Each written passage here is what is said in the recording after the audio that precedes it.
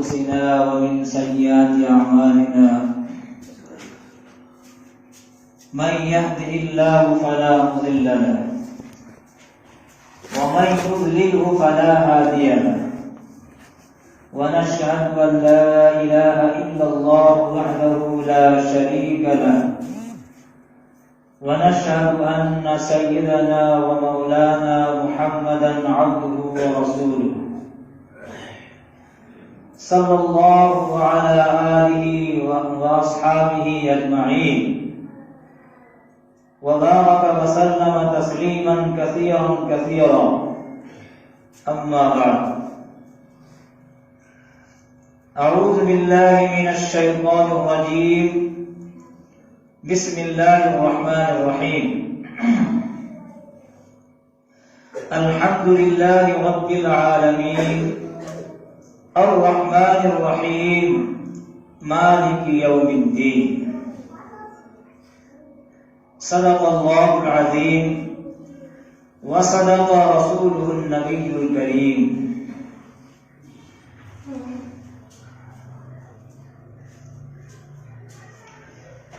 میرے محترم بزرگوں اور دوستوں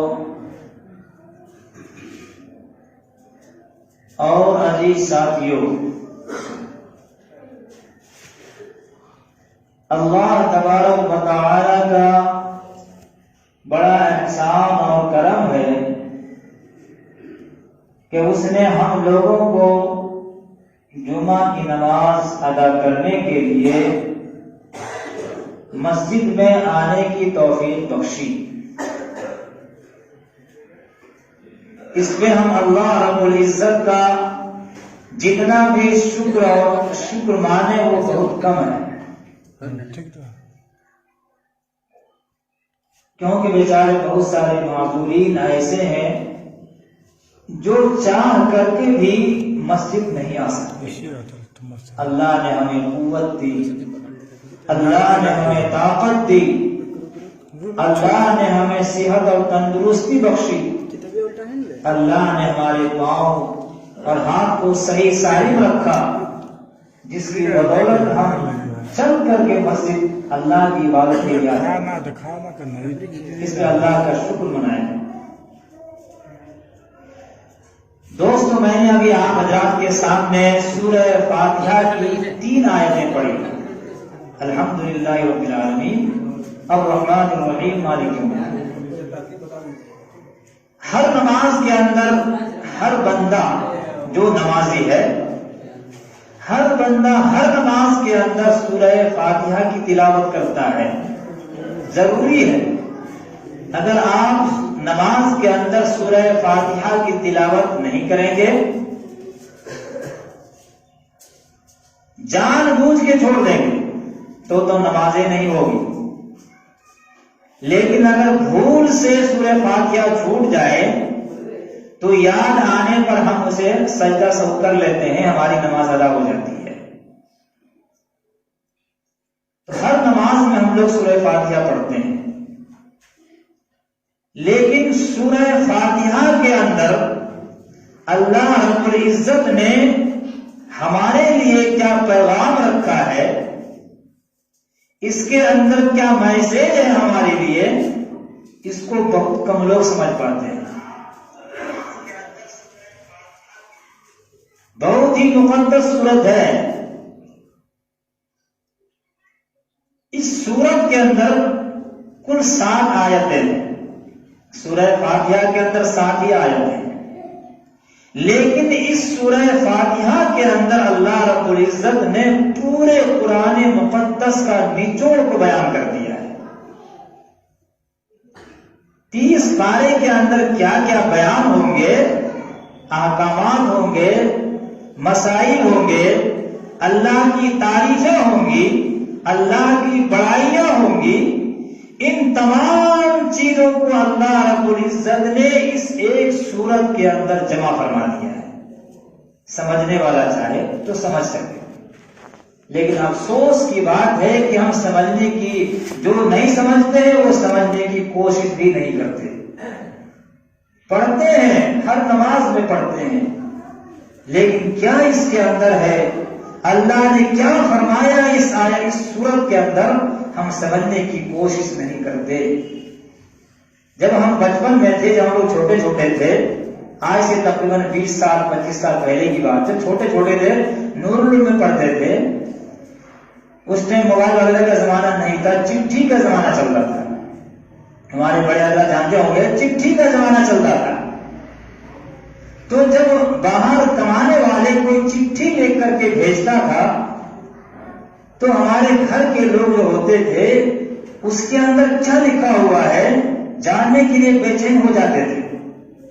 اس چٹھی کے اندر کیا لکھا ہوا ہے، دکھ سکھ جو بھی ہے اس کو جاننا چاہتے تھے۔ اگر پڑھا لکھا ہے تو ماشاءاللہ خود ہی پڑھ کے سمجھ لیا کہ اس کے اندر یہ لکھا ہوا ہے، اس کے اندر یہ لکھا ہوا ہے۔ لیکن جو پڑھا لکھا نہیں ہوتا تھا وہ کسی پڑھے ہوئے شخص کو کھوجے پھرتا تھا کہ کوئی پڑھا ہوا آدمی مل جائے تو ہم اس سے پڑھا لیں تاکہ پتہ چل جائے اس کے اندر حال خبر کیا لکھا ہوا ہے۔ ایسا ہوتا تھا کہ نہیں ہوتا تھا؟ ایسا ہوتا تھا۔ تو کیا لکھا ہوا ہے اس کو سمجھنے کے لیے کھوجے پھرتے تھے پڑھے ہوئے آدمی کو کہ کوئی پڑھا ہوا آدمی مل جائے، ہمیں وہ چٹھی وہ خط پڑھ کر کے سنا دے اس میں کیا لکھا ہوا ہے۔ لیکن اللہ رب العزت کا کلام مقدس ہمارے پاس آئے ہوئے 1400 برس گزر گیا۔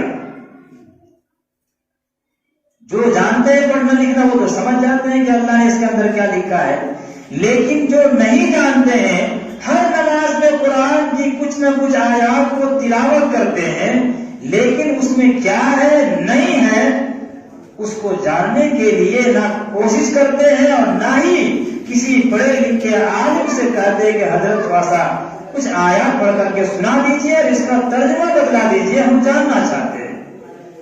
یہاں اتنے لوگ بیٹھے ہوئے ہیں، بتا دیجئے کتنے لوگوں کے دل کے اندر یہ بات آئی ہے کہ سورہ فاتحہ جو ہر نماز کے اندر پڑھتے ہیں کم سے کم کسی عالم سے کسی مولانا صاحب سے پڑھ کر کے سمجھنے کی کوشش کریں۔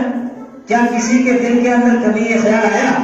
جو نہیں جانتے نہیں لگتا ہے کہ آیا ہوگا، آتا ہی نہیں، سب کی طرف دھیان ہی نہیں جاتا ہے۔ حالانکہ بہت مقدس صورت ہے، اتنا مقدس ہے کہ اللہ نے سب سے پہلے اسی کو بیان کیا، الحمدللہ رب العالمین۔ ہم کو لگتا ہے بہت سے آدمی ایسے ہوں گے، اگر معلوم کریں کہ بتائیے بس قرآن شریف کے اندر سب سے پہلی سورت کون لکھا ہوا ہے، تو بہت آدمی ایسے میرے خیال سے مل جائیں گے جو نہیں بتا پائیں گے۔ کوئی کہہ رہے ہیں کہ قرآن کی ربی ناس لکھا ہوا ہے، چونکہ اماں پارا پڑھ چکے ہیں نا، اماں پارا میں سب سے پہلے وہی لکھا رہتا ہے۔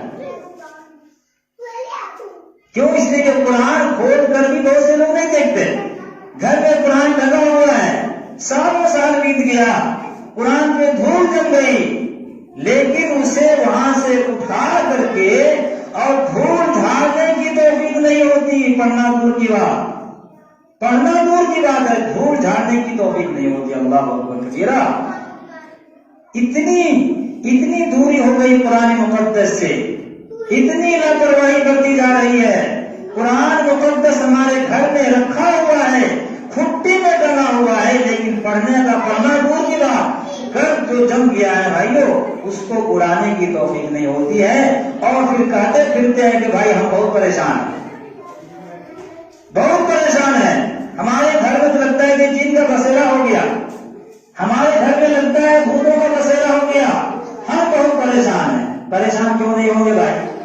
کیوں پریشان نہیں ہوں گے جب آپ کے گھر میں قرآن مقدس جمع ہوا ہے اور اس میں دھول جمع ہوا ہے، آپ کو دھول جھاڑنے کی کوئی توفیق نہیں ہو رہی ہے اور آپ کہہ رہے پریشان ہو رہے ہیں۔ پریشانی آئے گی اور پریشانی آئے گی اگر ہمارا قرآن مقدس کے ساتھ یہی حال رہا۔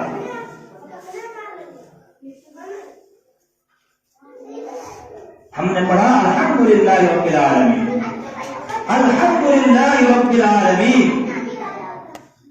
اللہ نے فرمایا تمام تعریفیں اللہ کے لیے، الحمدللہ رب العالمین۔ دھیان سے سنیے گا، میں 2-3 آیتیں کا ترجمہ کہوں گا اور ساتھ میں انشاءاللہ اس کی کچھ تشریحات آ جائیں گی۔ الحمدللہ رب العالمین، تمام تعریفیں اللہ کے لیے ہے۔ چاہے پورے کائنات کے اندر، پوری دنیا کے اندر، پورے سنسار کے اندر، پورے سرشٹی کے اندر جتنی طرح کی تعریفیں ہوتی ہیں، در حقیقت وہ اللہ کی تعریف ہوتی ہے۔ چاہے جس کی بھی تعریف کرے، کوئی انسان کسی بلڈنگ کی تعریف کرتا ہے کہ ماشاء اللہ کتنا خوبصورت بلڈنگ بنی ہوئی ہے، کتنا بڑھیا بلڈنگ بنی ہوئی ہے، کتنا اچھا گھر مکان بنا ہوا ہے، در حقیقت اللہ کی تعریف ہو رہی ہے۔ ہم کسی خوبصورت پھول کی تعریف کرتے ہیں، کتنا بڑھیا پھول ہے، اس طرح کتنا اچھا خوشبو آ رہی ہے، در حقیقت اللہ کی تعریف ہو رہی ہے۔ کیسے اللہ کی تعریف ہو رہی ہے؟ ہم جو عمارت کی تعریف کر رہے ہیں کہ عمارت کتنا بڑھیا بنا ہوا ہے، تو ہم عمارت کی تعریف کرتے ہیں کس لیے کہ جس نے بنایا ہے، مستری نے کتنا شاندار اس کو بنایا ہے، تو مستری نے اس کو بنایا۔ تو مستری کو کس نے بنایا؟ مستری کو اللہ نے بنایا۔ اور اس مکان کے اندر جتنی چیزیں لگی ہوئی ہیں، مٹی ہے، گارا ہے، سیمنٹ ہے، اینٹ ہے، جتنی چیزیں لگی ہوئی ہیں سب کو اللہ نے بنایا۔ تو ہم اگر کسی مکان کی تعریف کرتے ہیں تو گویا اصل تعریف اللہ رب العزت کی ہوتی ہے، تمام تعریفیں اللہ کے لیے ہے۔ اور پھر آگے جو ہے رب العالمین کہ اللہ تبارک و تعالیٰ کی تمام تعریفیں کیوں ہیں؟ تمام تعریفیں پورے کائنات کے اندر جتنے بھی تعریفیں ہیں وہ تمام تعریفیں اللہ رب العزت کی ہے۔ کیوں ہے؟ اس کا جواب آگے ہے، رب العالمین کہ تمام تعریفیں اللہ رب العزت کی اس لیے ہے کہ وہ رب العالمین ہے، جہانوں کا پالنے والا ہے، پورے جہان کا پالنہار ہے، پالنے پوسنے والا ہے، اس لیے تمام تعریفیں اللہ رب العزت کی ہے، کیونکہ اسی نے پوری کائنات کو بنایا ہے۔ پوری کائنات، بہت ساری اس کائنات کے اندر بہت سارے جہان ہیں، اللہ نے عالمین فرمایا ہے، بہت سارے عالم جہان، انسانوں کا جہان، جناتوں کا جہان، سمندروں کا جہان، جانوروں کا دنیا، آسمانوں کی دنیا اور فرشتوں کی دنیا، اللہ نے ہزاروں عالم کو اللہ نے بنایا ہے، ہزاروں عالم اللہ رب العزت نے اس کائنات کے اندر بنایا ہے۔ اور اس کائنات کے اندر جتنا کچھ ہو رہا ہے سب کے سب اللہ رب العزت کے حکمت اور مصلحت کے تحت ہو رہا ہے۔ اس سے یہ پتا چلا کہ اس کائنات کے اندر، اس دنیا کے اندر جتنی بھی چیزیں ہو رہی ہے وہ سب کے سب قابل تعریف ہیں، اور اللہ تبارک و تعالیٰ کی تعریف اس میں شامل ہے۔ لیکن ایک چھوٹا سا سوال ہم سب کے ذہنوں میں آتا ہے کہ اس کائنات کے اندر ساری چیزیں ایسی نہیں ہیں جو قابل تعریف ہیں۔ اس کائنات کے اندر، اس دنیا کے اندر ساری چیزیں ایسی نہیں ہیں جو تعریف کے قابل ہے۔ کچھ چیزیں ایسی ہیں جو تعریف کی قابل نہیں، بلکہ غم کا ذریعہ ہے، صدمے کا ذریعہ ہے، تکلیف کا ذریعہ ہے۔ اس سے تکلیف ہوتی ہے، اس سے کسی کو صدمہ ہوتا ہے کہ نہیں ہوتا ہے؟ اس دنیا کے اندر کسی کو رنج بھی ہوتا ہے، کسی کو غم بھی ہوتی ہے، کسی کو تکلیف بھی پہنچتی ہے، کوئی بیمار ہوتا ہے تو اس کو تکلیف پہنچتی ہے۔ اسی دنیا کے اندر کسی پر ظلم ہو رہا ہے، کسی پر زیادتی ہو رہی ہے، تو یہ سارے کام تو قابل تعریف ہے نہیں، اس پر کسی کی تعریف کی جائے تو اس سے پتا چلتا ہے کہ اس کائنات کے اندر ساری چیزیں قابل تعریف نہیں ہیں۔ جی دراصل یہ جو چیزیں ہمارے ذہنوں کے اندر پیدا ہوتی ہے یہ ہمارے کم عقلی کی وجہ سے، چونکہ اللہ رب العزت نے ہمیں جو عقل دی ہے وہ بہت چھوٹا ہے۔ ہمارے پاس اللہ رب العزت نے جو عقل دی ہے وہ عقل بہت ہی چھوٹی عقل ہے۔ اس عقل کے ذریعے سے کائنات کے اندر جتنی چیزیں ہو رہی ہیں ہم اس کو دیکھ نہیں سکتے، پرکھ نہیں سکتے، ہماری عقل چھوٹی ہے۔ ہم صرف ظاہری چیز کو دیکھتے ہیں، ظاہر میں جو چیزیں ہو رہی ہیں اچھا یا برا اس کو دیکھتے ہیں اور بس، اور اندر میں کیا ہو رہا ہے اس کو ہم دیکھ نہیں سکتے۔ ایک چھوٹا سا مثال دیکھ لیجیے، کہ کسی آدمی کو بدن میں زخم ہو جاتا ہے، کسی کو بدن میں زخم ہو گیا، اب ڈاکٹر کے پاس جاتے ہیں تو ڈاکٹر صاحب کیا کرتے ہیں، اس کو چیر دیتے ہیں، اندر سے سارا کچھ نکال دیتے ہیں اور پھر اسے انجیکشن بھی لگاتے ہیں، دوا بھی دیتے ہیں۔ ہمیں بظاہر ایسا لگتا ہے کہ یہ ڈاکٹر صاحب اس پر ظلم کر رہے ہیں، کیونکہ اس کو تکلیف پہنچا رہے ہیں، اس کے زخم کو چیر دے رہے ہیں، اس کو انجیکشن لگا رہے ہیں، جس کی وجہ سے اسے تکلیف ہو رہی ہے۔ ایسا لگتا ہے، محسوس ہوتا ہے کہ ڈاکٹر صاحب اچھا کام نہیں کر رہے، عقل یہ کر رہی ہے، لیکن حقیقت میں ڈاکٹر اس کے ساتھ بھلائی کر رہا ہے، اس کے ساتھ اچھائی کر رہا ہے۔ اگر ڈاکٹر اسے چیرا نہیں لگائے گا اس کے زخم کو اور اس کا مواد کو باہر نہیں نکالے گا تو وہ زخم کبھی ٹھیک نہیں ہوگا، اور ٹھیک نہیں ہوگا تو وہ زخم آگے چل کر کے بڑا زخم کا روپ دھار سکتا ہے اور کینسر بھی ہو سکتا ہے۔ تو ڈاکٹر کا اس کا چیرا لگانا، اسے انجیکشن لگانا، یہ کوئی ظلم اور زیادتی نہیں ہے، بلکہ اس کے لیے بھلائی ہے۔ تو اللہ تبارک و تعالیٰ پورے کائنات کو چلا رہے ہیں، تو اس کائنات کے اندر جتنے بھی کام ہو رہے ہیں وہ سب کے سب مصلحت کے مطابق ہو رہا ہے، اور اللہ رب العزت کو معلوم ہے کہ کون سا لمحہ میں کون سا کام کس مصلحت کے تحت ہو رہا ہے، ہم نہیں سمجھ سکتے۔ اس کائنات کے اندر کس وقت کون سا کام مصلحت کے تحت ہو رہا ہے، ہم اپنی اس چھوٹی سے عقل کے ذریعے سے نہیں سمجھ سکتے، بالکل نہیں سمجھ سکتے۔ کتابوں میں ایک واقعہ لکھا ہوا ہے، امام رازی رحمۃ اللہ علیہ بہت بڑے مفسر گزرے ہیں، بہت بڑے مفسر گزرے ہیں، امام المنطق بھی تھے۔ وہ الحمدللہ رب العالمین کی تفسیر کرتے سمے نیچے ایک واقعہ لکھا ہے انہوں نے۔ وہ لکھتے ہیں کہ ایک بزرگ صاحب تھے، وہ دریا کے کنارے جا رہے تھے، وہ دریا کے کنارے جا رہے تھے، انہوں نے دیکھا کہ ایک بچھو بڑی تیزی سے آگے جا رہا ہے، تو انہوں نے سوچا کہ یہ بچھو اتنا تیزی سے جا رہا ہے، ضرور اس میں کوئی نہ کوئی اللہ کی مصلحت ہے، کیونکہ اللہ کا کوئی کام بغیر مصلحت کے نہیں ہوتا۔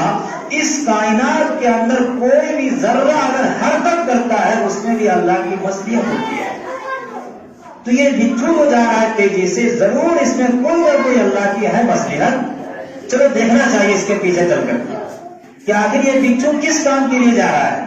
چنانچہ وہ بزرگ صاحب اس بچھو کے پیچھے پیچھے چل دیے، بچھو آگے آگے، یہ بزرگ صاحب پیچھے پیچھے چل رہے ہیں۔ آگے چل کر کے کیا دیکھتے ہیں کہ وہ بچھو مڑا اور دریا کی طرف چلا گیا، اور وہاں جا کر کے کنارے میں کھڑا ہو گیا۔ کچھ دیر گزرنے کے بعد اچانک ایک دریا میں سے ایک کچھوا نکلا اور آ کر کے کنارے لگ گیا۔ یہ بچھو چھلانگ لگا کر کے اس کچھوے کے اوپر بیٹھ گیا، اور وہ کچھوا اس بچھو کو لے کر کے دریا میں تیر کر کے جانے لگا۔ ان کو اور تعجب ہوا، انہوں نے بھی کرائے میں ایک کشتی لی اور پھر ان کا پیچھا کیا۔ وہ کچھوا اس بچھو کو لے کر کے دریا کے اس پار اتار دیا، یہ بھی جلدی سے اترے اور بچھو کے پیچھے پھر لگ گئے۔ کافی دور چلنے کے بعد کیا دیکھتے ہیں یہ حضرت کہ ایک آدمی سویا ہوا ہے، بے خبر سویا ہوا ہے، اور اسی کے سامنے ایک خطرناک سانپ اپنا پھن ایسے کھڑا کر کے اس کو کاٹنے کے لیے تیار ہے۔ اب کیا کاٹے گا، کیا کاٹے گا؟ یہ بچھو تیزی سے گیا اور جانے کے بعد چھلانگ لگا کر کے اس سانپ کو لپٹ گیا، اور اس وقت تک نہیں چھوڑا جب تک کہ سانپ مر نہیں گیا۔ یہ بزرگ صاحب بڑے حیران ہوئے کہ یا اللہ، آپ کی مصلحت کیا ہے؟ بظاہر ایسا لگ رہا تھا کہ یہ سانپ اسی نوجوان کو کاٹنے کے لیے آ رہا ہے، لیکن دیکھیے آپ نے اس بچھو کو کتنا دور سے بھیجا اس نوجوان کی حفاظت کے لیے۔ اتنا ہی دیر میں یہ سوچ رہے تھے کہ وہ نوجوان اٹھ بیٹھا اور دیکھا کہ قریب میں بچھو ہے تو وہ پتھر اٹھایا مارنے کے لیے۔ یہ بزرگ صاحب دوڑ کے گئے اور اس کا ہاتھ پکڑ لیا، ارے نوجوان اسے مت مار، یہ بچھو تمہارا دشمن نہیں، یہ بچھو تمہارا دشمن نہیں، یہ بچھو تمہارا محسن ہے کہ اللہ رب العزت نے بہت دور سے اس بچھو کو تمہاری حفاظت کے لیے بھیجا۔ دیکھو سانپ ہے، یہ سانپ تمہیں کاٹنے کے لیے بالکل تیار تھا، لیکن یہ بچھو آ کر کے اس سانپ کو ڈس کر کے مار دیا۔ خیر بناؤ کہ اللہ رب العزت نے تمہاری حفاظت فرمائی۔ تو دیکھیے اس میں کتنی بڑی مصلحت ہے بچھو کے وہاں جانے میں، کہ اللہ رب العزت نے ایک انسان کی حفاظت ایک زہریلے جانور سے کر رہے ہیں۔ تو بظاہر ایسا لگ رہا تھا کہ یہ بچھو ایسے ہی بیکار جا رہا ہے، لیکن اس بچھو کے جانے میں اللہ تبارک و تعالیٰ کی کتنی بڑی مصلحت چھپی ہوئی تھی۔ تو کبھی کبھی اللہ رب العزت اپنے کائنات کے کام کے جو مصلحت ہے وہ اپنے بزرگوں پر ظاہر کر دیتے ہیں۔ جب ظاہر ہو جاتا ہے تو ان کو پتہ چل جاتا ہے کہ اس کام کے اندر یہ مصلحت ہے۔ تو اپنے چھوٹی عقل کے ذریعے سے اللہ تبارک و تعالیٰ کے مصلحت کو ہم سمجھ نہیں سکتے ہیں، حالانکہ دنیا کے اندر جتنے بھی کام ہو رہے ہیں سارے کام اللہ رب العزت کے مصلحت سے ہو رہے ہیں، چاہے ہم کو سمجھ میں آئے یا سمجھ میں نہ آئے۔ مشہور واقعہ آپ حضرات نے سنا ہوگا، اللہ رب العزت نے قرآن مقدس کے اندر تفصیل سے بیان کیا ہے، قرآنی واقعہ ہے۔ حضرت موسیٰ علیہ السلام اور حضرت خضر علیہ السلام کا واقعہ بہت مشہور ہے، بہت ہی مشہور واقعہ ہے۔ حضرت موسیٰ علیہ السلام جلیل القدر نبی ہے، مشہور پیغمبر گزرے ہیں، اور جو پیغمبر ہوتا ہے اللہ تعالیٰ ان کو بہت سارا علم دیتے ہیں۔ اس زمانے میں اس سے بڑا عالم بھی کوئی نہیں ہوتا ہے۔ ایک بار موسیٰ علیہ السلام تقریر کر رہے ہیں، لوگوں کو سمجھا رہے ہیں کہ کسی نے پوچھ دیا کہ حضرت آپ سے بڑا بھی کوئی عالم ہے کیا؟ آپ سے بڑا بھی کوئی عالم ہے، جاننے والا ہے؟ تو موسیٰ علیہ السلام چونکہ اللہ کے نبی ہے، ان کو یہ جواب دینا چاہیے تھا کہ اللہ عالم، اللہ بہتر جانتے ہیں کہ ہم سے بھی بڑا کوئی عالم ہے کیا دنیا میں۔ لیکن وہ یہ سمجھے چونکہ میں نبی ہوں تو مجھ سے بڑا عالم دنیا میں کوئی نہیں ہو سکتا۔ انہوں نے صحیح کہا، کہہ دیا کہ میں ہی سب سے بڑا عالم ہوں، میں ہی سب سے بڑا عالم ہوں۔ اللہ تبارک و تعالیٰ کو یہ بات ناپسند لگی، اور انہوں نے اللہ تبارک و تعالیٰ نے موسیٰ علیہ السلام سے فرمایا کہ موسیٰ آپ کہتے ہو کہ میں ہی سب سے بڑا عالم ہوں، ایسی بات نہیں ہے، میں تمہیں اپنے ایک بندے کے پاس بھیجتا ہوں، وہاں جاؤ، وہ تم سے بھی بڑا عالم ہے، وہ تم سے بھی بڑا عالم ہے، جاؤ وہاں پر سمجھ میں آ جائے گا۔ کیا ٹھیک ہے، لیکن یا اللہ میں اس کو کھوجوں گا کہاں، میں ان کو ڈھونڈوں گا کہاں؟ کہ ایک مچھلی لے لو اور مچھلی لے کر کے جاؤ، جہاں پر وہ مچھلی گم ہو جائے سمجھ جانا کہ وہیں وہ مل جائیں گے۔ کیا بہت اچھی بات، مچھلی پکا کر کے لے لیے اپنے توشہ دان میں، ساتھ میں اپنے خادم یوشا کو لے لیے اور چلے۔ جاتے جاتے ایک جگہ وہ لوگ رکے، رکنے کے بعد تھوڑی دیر آرام کیے، اسی جگہ پر وہ مچھلی زندہ ہو کر کے دریا میں چلی گئی۔ خادم نے دیکھ لیا، موسیٰ علیہ السلام نہیں دیکھے، تو کم از کم خادم کو تو بتا دینا چاہیے کہ حضرت ایسا ایسا ہو گیا، لیکن نہیں بتائے، چپ چاپ رہ گئے۔ خیر آگے بڑھ گئے، کافی دور آگے چلے گئے۔ آگے جانے کے بعد موسیٰ علیہ السلام نے کہا بھائی وہ مچھلی کہاں ہے، لاؤ مچھلی۔ کہا حضرت وہ مچھلی بہت پیچھے زندہ ہو کر کے دریا میں چلی گئی۔ کہا ارے بھائی اسی جگہ کی تلاش میں تو ہم آئے تھے، ذَلِكَ مَا كُنَّا نَبْغِي فَارْتَدَّا عَلَىٰ آثَارِهِمَا قَصَصًا۔ اللہ نے فرمایا کہ موسیٰ علیہ السلام کہتے ہیں کہ ارے بھائی اسی جگہ کی تلاش میں تو ہم آئے تھے، ہم یہاں تک چلے آئے، اب چلو پیچھے چلتے ہیں۔ پھر پیچھے آئے تو دیکھے کہ ایک اللہ کا بندہ خضر علیہ السلام بیٹھے ہوئے ہیں۔ آئے اور کہا حضرت میں آپ کی صحبت میں رہ کر کے کچھ سیکھنا چاہتا ہوں۔ حضرت خضر علیہ السلام نے کہا کہ آپ میرے ساتھ نہیں رہ سکتے، آپ میرے ساتھ رہ کر کے صبر نہیں کر سکتے۔ کہا نہیں حضرت بالکل میں آپ کے ساتھ رہ کے دوں گا، آج جو کام کریں گے میں صبر بھی کروں گا۔ کہا دیکھ لو اگر میرے ساتھ رہنا ہے تو جو کام میں کروں اس پر تمہیں ٹوکنا نہیں جب تک میں خود سے نہ بتا دوں، جب میں بتاؤں گا تب کرنا ٹھیک ہے، بغیر بتائے ٹوکنے کی ضرورت نہیں ہے. کہا ٹھیک ہے, وعدہ بعید ہو گئی. کہا چلو چلے. تو ایک کشتی ملی, کشتی میں دونوں سوار ہو گئے. کشتی والے بیچارے ان دونوں سے کرایہ بھی نہیں لیا, ایسے بٹھا لیے. بٹھانے کے بعد جب کچھ دور چلے تو حضرت خضر علیہ السلام فاوڑا لے کر کے اس کشتی کا ایک تختہ کو توڑ دی.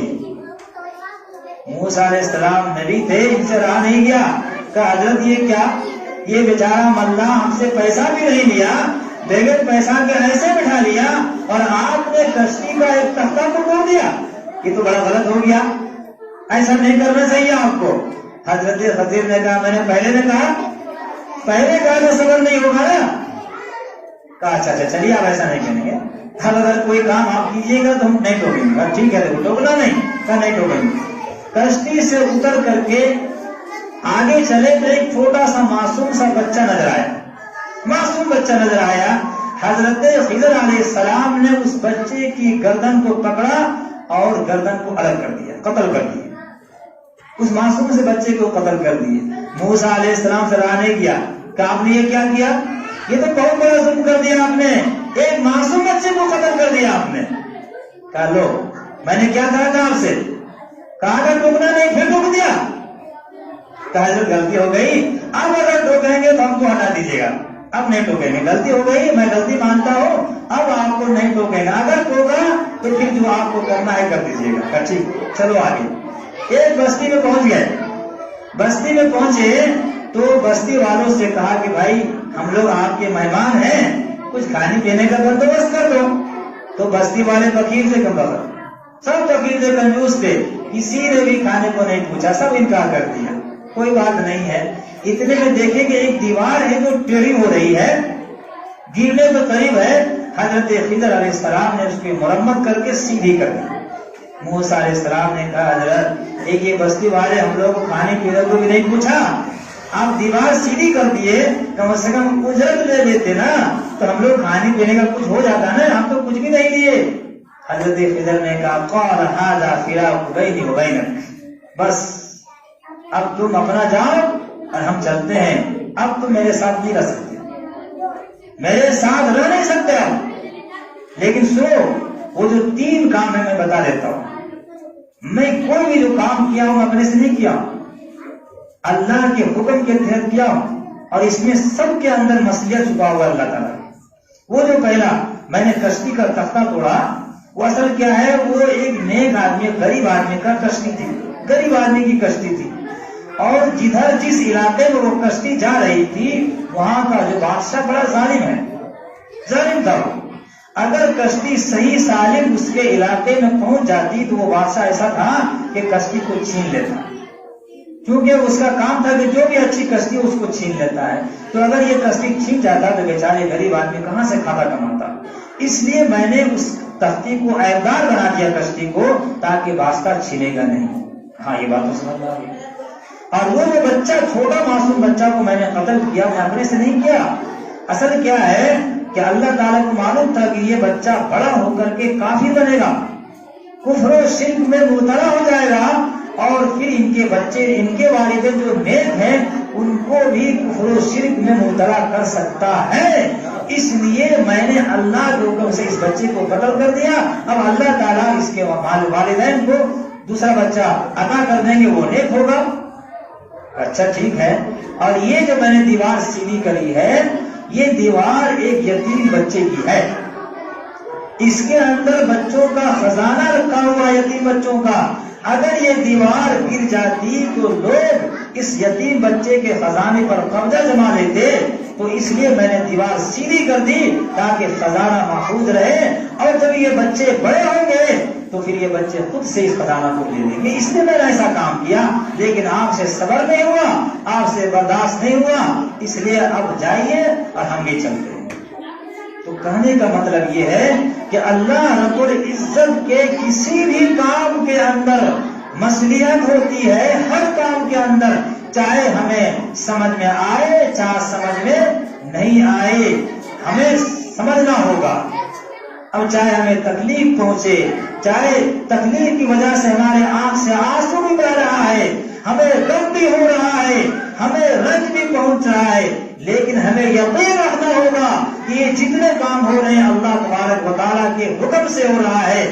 اگر ہمارا یقین ایسا بنے گا تو انشاءاللہ ہم صبر کریں گے، اور صبر کریں گے تو اللہ تعالیٰ ہمیں اجر عطا فرمائیں گے، کیونکہ اللہ کا وعدہ ہے وَلَنَبْلُوَنَّكُمْ بِشَيْءٍ مِّنَ الْخَوْفِ، اللہ نے فرما دیا کہ اے مسلمانوں ہم آزمائیں گے، اور کبھی تمہارے پھلوں میں کمی ہو جائے گا، کبھی تمہاری کھیتی باڑی کے اندر کمی ہو جائے گی، کبھی پیداوار کے اندر کمی ہو جائے گی، کبھی جانوں کے اندر کمی ہو جائے گی، کبھی تمہاری بیماریاں گھیر لیں گی، ہر اعتبار سے ہم تمہیں آزمائیں گے، لیکن اگر تم نے صبر کر لیا اور صبر کر کے کہا انا للہ و انا الیہ راجعون، کہ یا اللہ ہم آپ ہی کے ہیں اور آپ ہی کی طرف ہم لوٹ کر کے آ جائیں گے، اور صبر کر لیا، تو اللہ تعالیٰ ایسے لوگوں کے لیے اجر عظیم عطا فرماتے ہیں، اجر عظیم عطا فرماتے ہیں۔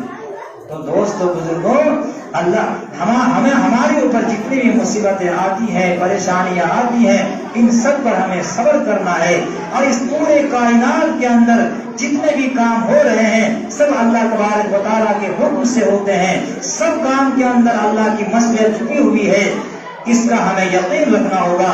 اللہ تعالیٰ سے دعا ہے کہ اللہ تبارک و تعالیٰ ہمیں ان سب چیزوں کا ادراک کرنے کی توفیق عطا فرمائے، اور باقی جو آیتیں رہ گئی ہے رب العالمین کا انشاءاللہ اگر آئندہ جو ہمیں توفیق ملی اور ہمارے امام صاحب نے پھر موقع دیا تو انشاءاللہ باقی آیتیں بھی آپ کے سامنے پیش کر دیں گے۔ وآخر دعوانا